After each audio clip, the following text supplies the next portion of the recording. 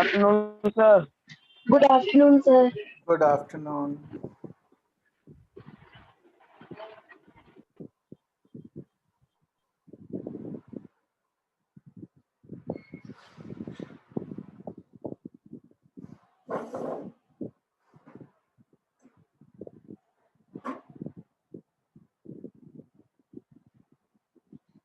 Good afternoon, sir.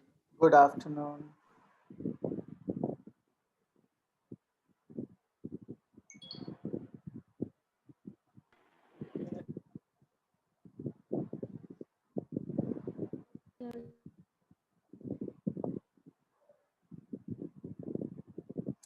Okay, we will wait for a couple of minutes. तब तक आप लोग अपना वीडियो ऑन कर लीजिए sir.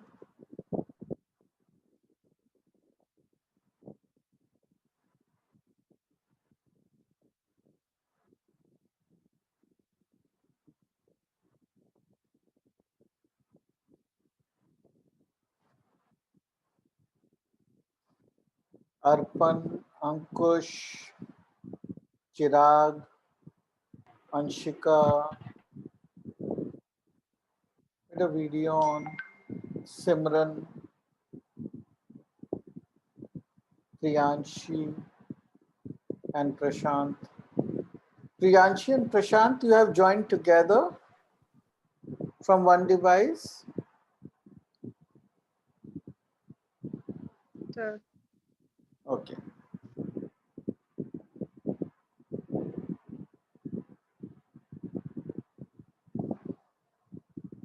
Yeah, Ankush. Okay, done. Arpan, Prashant Kumar. Priyanshi, yours was off again. Okay, it's on. Prashant, Arpan.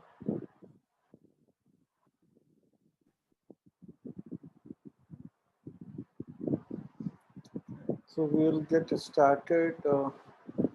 There's still students to join. Not sure, we will start now. Okay. Arpan, keep your video on. तो अभी तक हमने जो है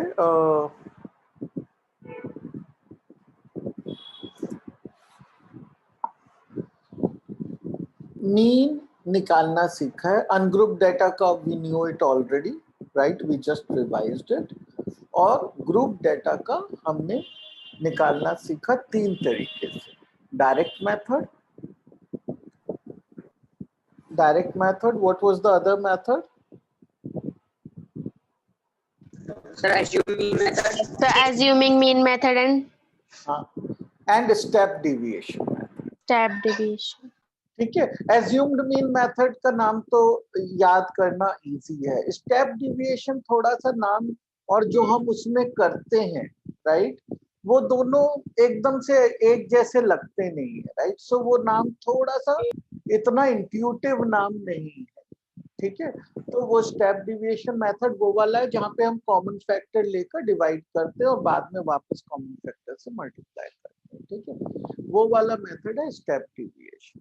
तो ये तीन है. स्टेप डिविएशन पर से इस बार के कोर्स में नहीं. ओके. चलिए अब हम मोड के बारे में डिस्कस करते हैं. सो let's look at these questions. Which is the most commonly sold car in India, right? So most commonly.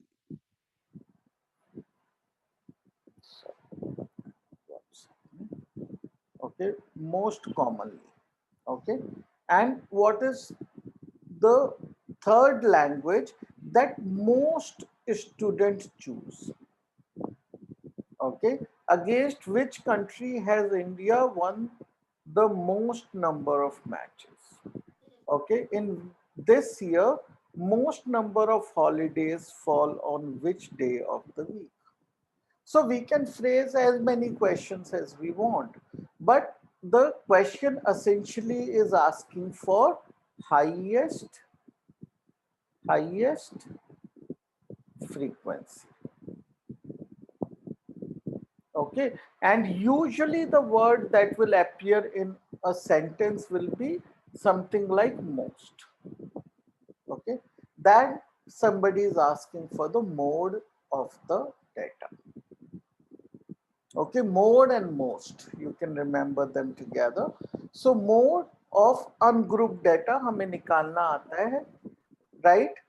So अगर मुझको ये डेटा दिया गया है 1 3 this, so अब मुझे इसका मोड निकालना है. There are 20 throws of a die, right? So these are 20 data points. इनका मोड निकालना है, तो कैसे निकालेंगे? ठीक है, तो हम यूजुअली सबसे पहले एक ही तरीका है करने का कि हमें फ्रीक्वेंसी टेबल तो बनाना ही पड़ेगा, राइट? तो फ्रीक्वेंसी टेबल बना लेते हैं. कैसे बनाएंगे? इस तरह के डेटा से फ्रीक्वेंसी टेबल बनाने का सबसे आसान तरीका होता है टैली मार्क्स, राइट? तो क्योंकि अगर आप टैली मार्क्स यूज नहीं करेंगे, हमें पहले 1 सारे ढूंढने पड़ेंगे, फिर 3 सारे ढूंढने पड़ेंगे. Multiple parsing of the list are needed, which is more time consuming. With tally marks we can do it in a single pass. Okay, so 1 के आगे 1 लगाया, 3 के आगे 1, right? 2 के आगे 1, 5, 3, now 3 2 times and then 2 2 and then comes 6 and 1 again and then 5 again and 4 3 5 5 1 5 1 again and 5 again and 3 and 2 and 6, right? तो ये हमारी फ्रीक्वेंसी टेबल बन गई. We can just write what they are, right? Now what is the mode?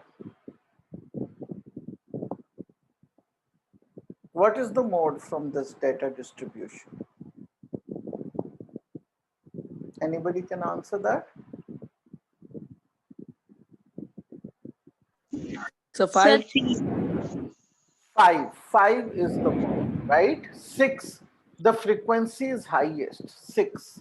So the mode is 5, right? 5 is the most commonly occurring number in this list. Okay, now I'm just taking a poll here. Lot of students' videos are off for lot of students, right? Arshita का on हो गया, अर्पण, खुशी, then Nupur, प्रशांत, आपका अभी भी off है, and Sachin, your video is off. Tinku, आपका video off है. सचिन कुमार, टिंकू शर्मा, वीडियो ऑन करिए बेटा. Don't leave your video of.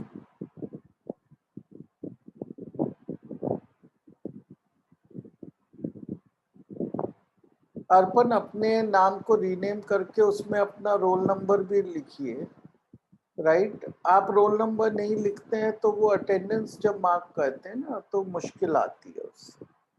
Right your roll numbers also. Prashant Kumar, अपना रोल नंबर लिख लीजिए.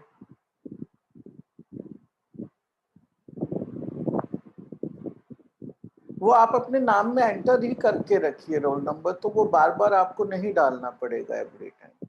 आप अपने जूम प्रोफाइल में नाम में रख सकते हैं उसको. Okay okay, let's move forward.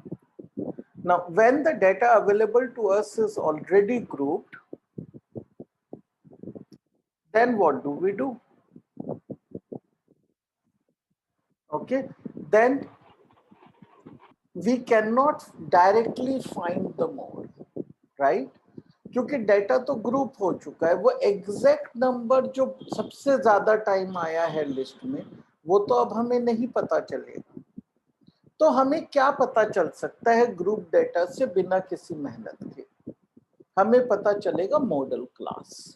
Model class का मतलब वो है वो क्लास जिसकी फ्रीक्वेंसी सबसे ज्यादा है। ओके, तो हम अपने ही उसी एग्जाम्पल को लेते हैं जो हमारे मार्क्स इन अ क्लास थे 20 स्टूडेंट्स, 20 में से मार्क्स थे 72 स्टूडेंट्स के, right? That was our data. उसी में देखते हैं, this was our data distribution, right, जिसको हमने मीन वाले एग्जाम्पल में भी यूज किया था। तो अब इसमें देख लेते हैं फ्रीक्वेंसी सबसे ज्यादा किसकी है। ये है सबसे ज्यादा फ्रीक्वेंसी, और ये कौन सी क्लास की है? ये 6 to 11 क्लास इंटरवल की है, right? So this is our modal class. This is really easy to do, okay? But now the question is, we want the mode also. We want a specific number, यानी कि specific marks जो सबसे ज्यादा students के आए। Okay, now that actually is not possible to say with surety, क्योंकि हमें केवल ये पता है कि 6 से 11 नंबर सबसे ज्यादा स्टूडेंट्स के आए हैं। ओके, तो अब हम क्या करेंगे? We will have to do an estimation now. Okay, we will have to do an estimation. जैसे कि जब हमें मीन निकालना था तो हमने एस्टिमेशन किया। एस्टिमेशन हमने क्या किया था मीन में? कैन समबडी टेल मी कि हमने मीन के केस में क्या एस्टिमेशन किया? ताकि ये तो सबको याद है कि जब हमने मीन निकाला ग्रुप डेटा का, वो रॉ डेटा से अलग मीन आया था, राइट? तो ग्रुप डेटा में मीन बदल गया, तो हमने एस्टिमेशन किया था कुछ। क्या था वो एस्टिमेशन?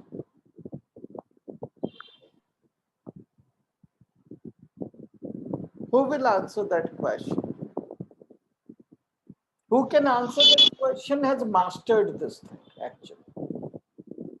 बताइए। सर क्या बताना है?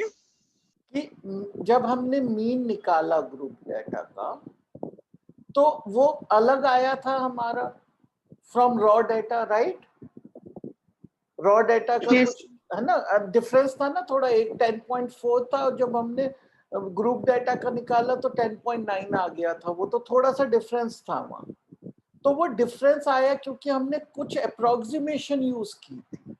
वो क्या थी अप्रोक्सीमेशन?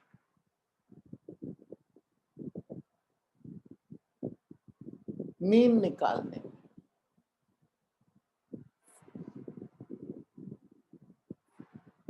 क्योंकि रॉ डेटा तो हमसे छुपा दिया गया है जब हमें ग्रुप डेटा मिला है। तो रॉ डेटा जब अवेलेबल नहीं है तो क्या अप्रोक्सीमेशन लिया हमने मीन निकालने में?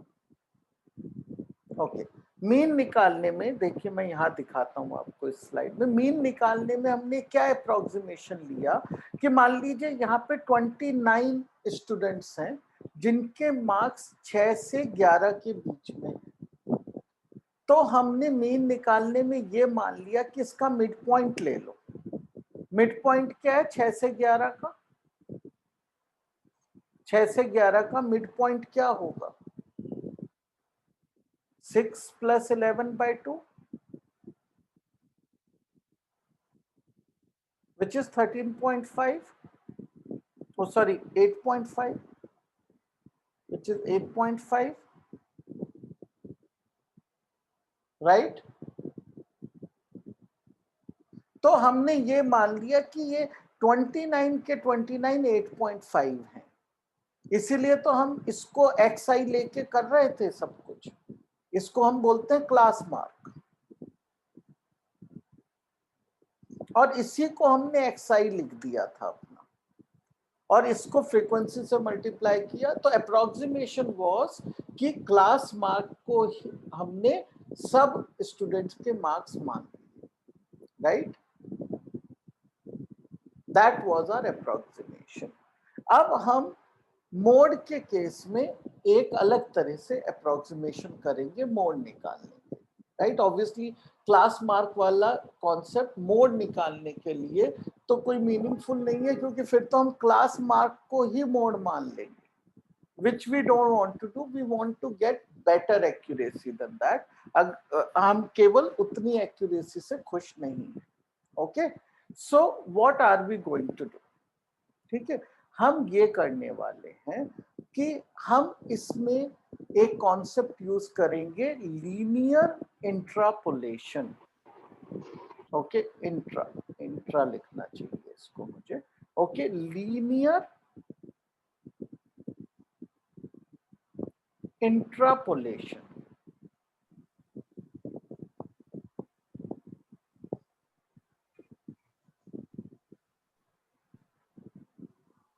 ठीक है, तो अब लीनियर इंट्रापोलेशन को पहले अलग से समझ लेते हैं और फिर इसके फॉर्मूले को समझेंगे। ठीक है, तो एक जगह मैं थोड़ी जगह बना लेता हूं ताकि जिसमें मैं आपको इसको, let me just delete this. Okay, तो लीनियर इंट्रापोलेशन क्या है? अब ये देखिए कि मान लीजिए ये मेरा एक्सिस है। ठीक है, आपको कोऑर्डिनेट ज्योमेट्री तो सबको आती है, राइट?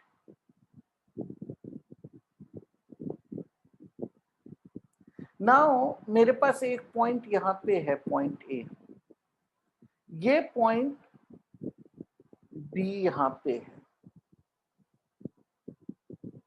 ठीक है, अब अगर मान लीजिए मुझे कोई ये कहता है कि ये दोनों पॉइंट जो हैं ये किसी रिलेशन का पार्ट है, अब आप मुझे ये बताइए कि what will be the point above this point, right?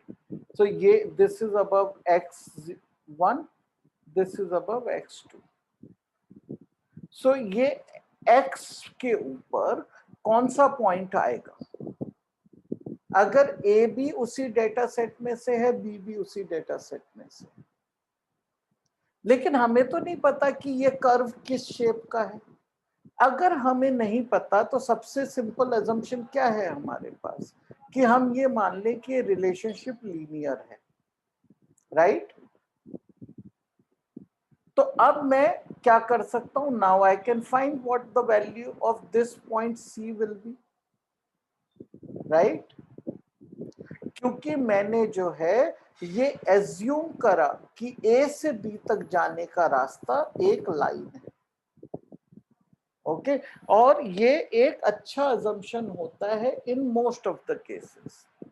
Okay, not always but in most of the cases ये एक अच्छा अजम्पशन। ठीक है, तो अब हमने वही चीज यूज करके हम निकालेंगे हमारा मोड। तो वो हम देखिए, ये हमारी मॉडल क्लास है, this one is a model class. हाँ बोलिए सर, इस क्लास का मोड जो आया है वो 10.56 है। हाँ, आपने फॉर्मूले से निकाल लिया है? Yes sir. हाँ, okay, very good, very good. It will come to something like that, right? I didn't do the calculation yet, but it will come to something like that. Okay, we will do the calculation and check. ठीक है, तो अब जो है ये देखिए, इससे ये मॉडल क्लास है, इससे पहले की क्लास और इसके बाद की क्लास दोनों की फ्रीक्वेंसी इससे कम ही होगी, राइट? इससे ज्यादा तो हो नहीं सकती क्योंकि ये मॉडल क्लास है, राइट? इसकी फ्रीक्वेंसी सबसे ज्यादा है और हमारे एग्जाम में केवल सिंगल मोड वाले क्वेश्चंस आएंगे, यानी कि एक ही क्लास मॉडल क्लास होगी। ठीक है, तो इसका मतलब यह है कि दोनों, इसके पहले वाली क्लास और इसके बाद वाली क्लास की फ्रीक्वेंसी इससे कम होगी। ठीक है, अब ये समझिए कि ये कितनी हाइट तक गई modal class compare to the first one. It went to a height of let's say D1। Okay, और ये इस मॉडल क्लास से उतरकर यहां तक कितनी आई, मान लीजिए ऑफ अ हाइट D2। तो पहले ये D1 तक चढ़ी और फिर D2 तक उतरी, राइट। अब हमें ये देखना है कि अगर हम इसको एक लीनियर एक्सट्रापोलेशन इंट्रापोलेशन करते हैं इसका, राइट, सो ये एक रेशो में होना चाहिए। ये डिस्टेंस, ये वाला जो डिस्टेंस है to the mode should be in the ratio of D1 and this distance should be in the ratio of D2, right? वही लीनियर रेशियोज मेंटेन होती है लीनियर में, राइट। तो उसी से हम ये फॉर्मूला निकालते हैं। इसका हम एक्सक्यूज मी, इसका हम एक डिटेल्ड डेरिवेशन कर सकते हैं, उसमें समय ज्यादा लगेगा, right. So we won't do it, it's not the part of a course, तो इसलिए हम उस पर बहुत समय नहीं लगाएंगे। लेकिन इसके बेसिक को समझिए बस कि हम मोड निकालने के लिए एक लीनियर इंट्रापोलेशन कर रहे हैं।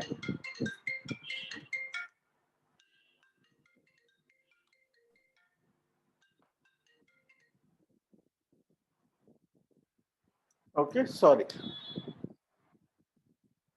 तो अब हम क्या करेंगे कि इसी रेशो में इसको डिवाइड करना है, तो हम मोड इस तरह से निकालेंगे।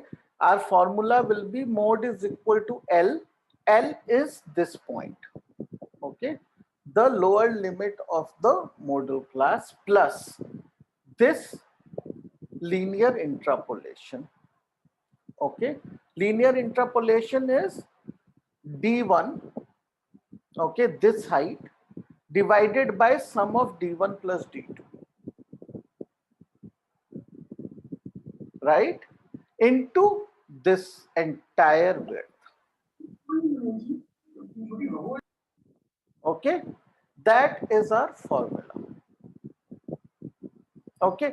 अब हम D1 और D2 की वैल्यूज क्या रख सकते हैं? D1 is F1 which is the modal class, this is modal class की frequency, minus F0 which is previous class की frequency, और D2 क्या है? modal class minus succeeding class की frequency, okay, we put it in that formula, we will find the mode, okay। So थोड़ा सा इसको clean up करते हैं और we will write the entire formula once neat and clean, right? So I will write the entire formula neat and clean. Try to understand the formula, okay। Mode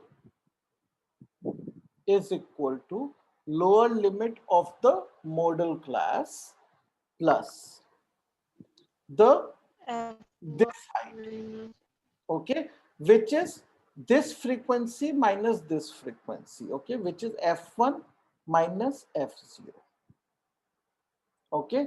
Now this height plus this height, which is F1 minus F0 plus F1 minus F2, because this height is F2, this height is F2, okay। So ये आ गया।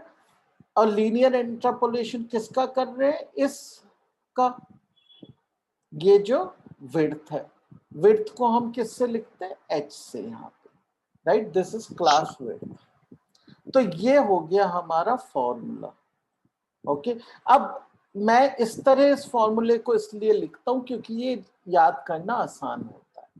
अगर आप book में देखेंगे तो उन्होंने इन दोनों को कंबाइन करके फॉर्मूले को नीचे 2F1 minus F0 minus F2 लिखा है, ठीक है। अगर आपको वो आसान लगे आप उस तरह से याद रख सकते, fine, it's okay, either way it is okay, it's the one and the same thing. This way it is easy to remember from the method, okay। तो ये हो गया हमारा formula. Let's put the values in check, okay. अब L क्या है हमारा? 6, okay, plus F1 minus F0, 29 minus 28 is 21, right. अब ये तो 21 है ही, F1 माइनस F0 तो 21 है ही, plus F1 minus 27 which is 2, into width. What is the width? 5. Width is 5 in this data. Okay, so this is 6 into 21 by 23 into 5. Sir, 6 plus. Oh, sorry, 6 plus, right? So Sir, this number will be 110 by 23, 6 which plus is 105. 4 point. Anybody has done that calculation? I'll just quickly. Sir पहले 6 plus 105 upon 23 लिख रहे हैं। उससे easy हो जाएगा। हाँ 4.56. Okay 4.56 आ रहा है ये plus 6, right, which is 10 point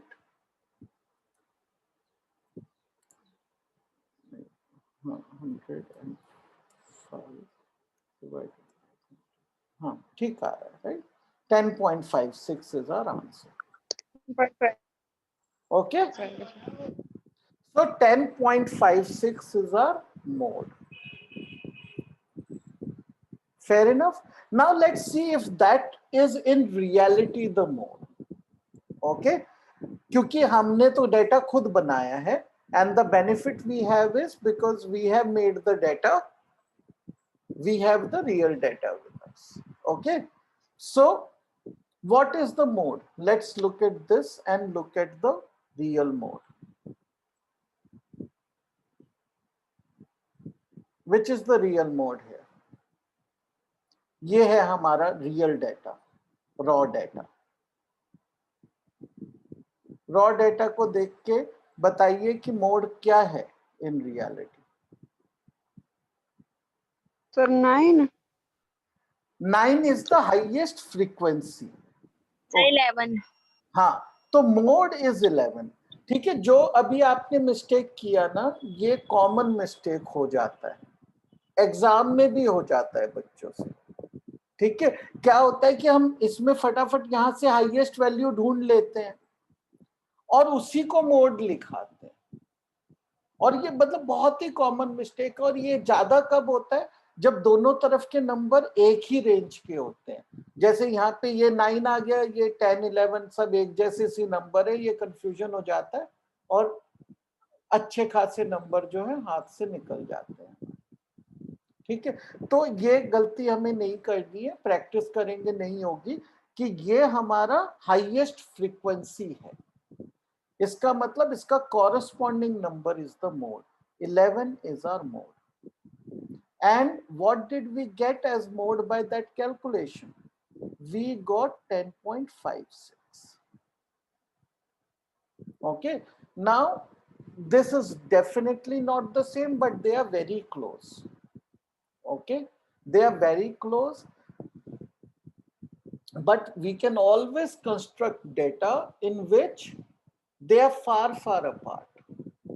Okay, they can be far apart sometimes, but in a naturally occurring data, ज्यादातर जब हम large amount of data gather करते हैं तो ये दोनों numbers जैसे हमारे केस में हुआ काफी close हैं, right? But there are some more interesting things to note. पहली चीज ये है कि हम क्या कह रहे हैं कि the mode is 10.56. But can it ever happen that the mode of the marks is 10.56? That maximum number of students are getting 10.56 marks. Actually, no student is getting 10.56. क्योंकि numbers तो सबको हमने full integral numbers दिए हैं. 10.56 तो किसी भी student का नहीं आ रहा है, राइट? तो लेकिन जब हम ग्रुप डेटा की बात करते हैं तो हमें नहीं पता था कि ओरिजिनल डेटा इंटीग्रल है नहीं है. ये सब इंफॉर्मेशन हमारे पास कई बार नहीं होती है, और इसलिए ग्रुप डेटा से जब हम मोड निकालते हैं तो वो नंबर जो आता है वो रियल डेटा के मोड से कोइंसाइड नहीं करता है. Okay, but when we are given only the group data, this is the correct answer. This is the answer we have to find. ठीक है, अब चलिए एक और चीज देखते हैं कि चलिए इस बात को छोड़ देते हैं कि हमारे मोड में थोड़ा सा एरर आता है। कम से come is it a must कि जो अनग्रुप डेटा का मोड है और मॉडल क्लास में ही आना चाहिए अनग्रुप डेटा के मोड को? कम से कम मॉडल क्लास में उसको आना चाहिए या नहीं आना चाहिए हमेशा? क्या लगता है आपको?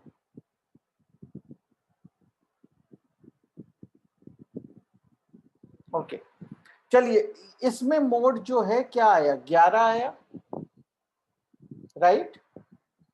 अब ये देखते हैं कि हमारी मॉडल क्लास क्या आई थी। This was our modal class. तो अब मुझे ये बताइए कि 6 to 11 में 11 है या नहीं है? No sir. Why? से नहीं होगा Why?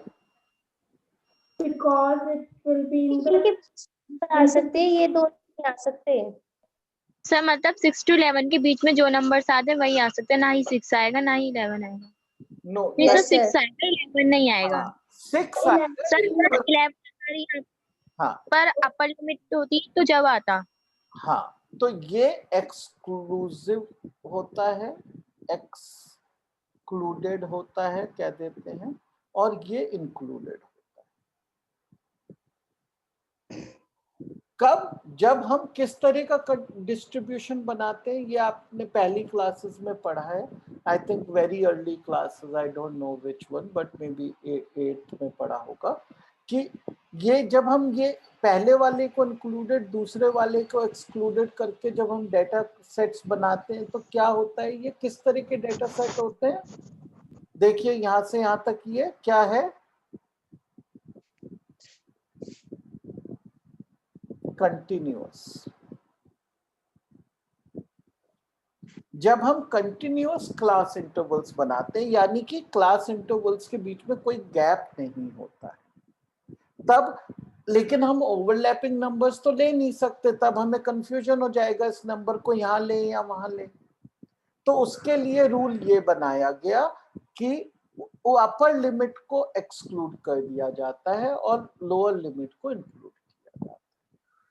ठीक है, तो एक्चुअली 11 जो है, जो यानी रॉ डेटा का मोड था, वो इस वाली क्लास में है जो कि नॉन मॉडल क्लास है।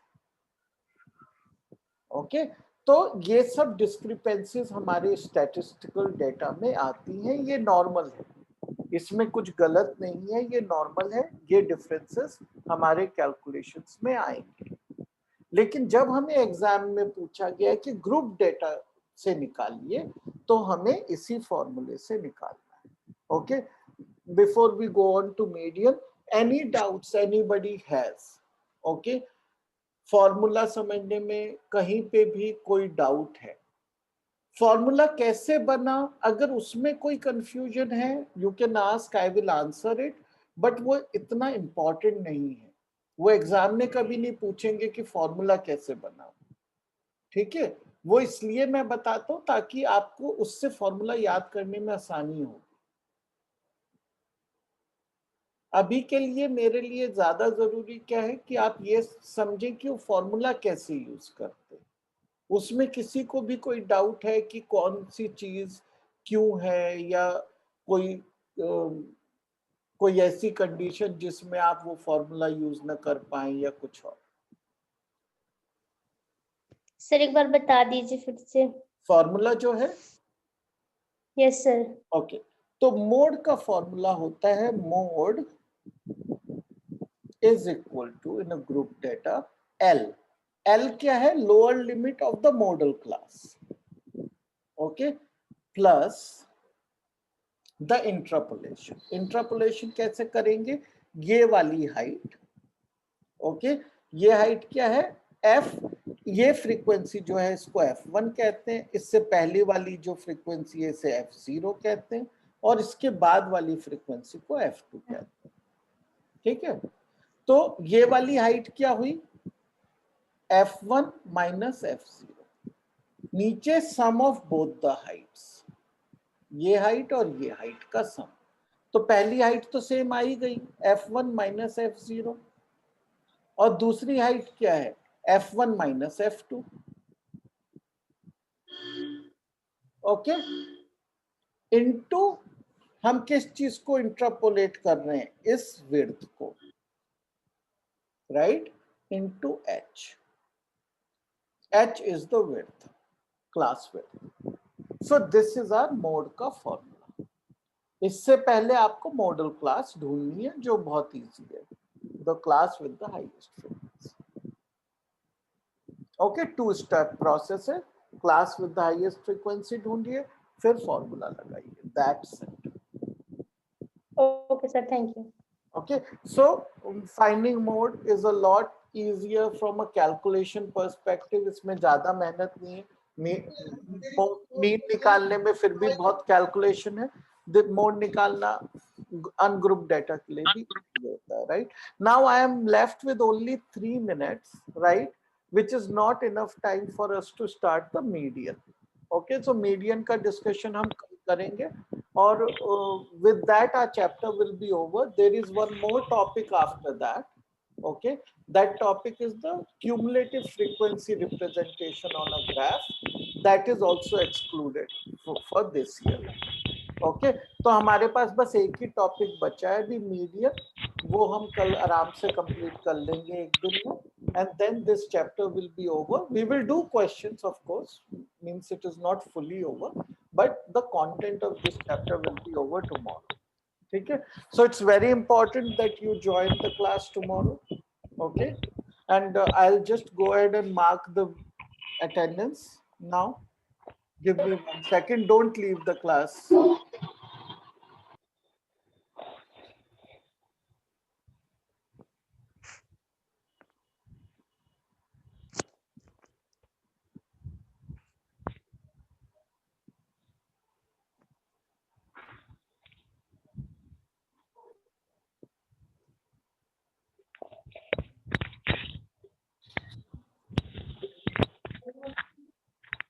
Okay, fair enough. So I have done that. So then we are done for today. Until unless anybody has a question, you can ask now, or I'll end the class for today. Thank you, sir. Okay. Thank you, sir. Thank you. Bye bye. Thank you, sir. Bye bye. Thank you. Bye bye. Sir जी लगा दिए attendance? हाँ हाँ, लगा दी।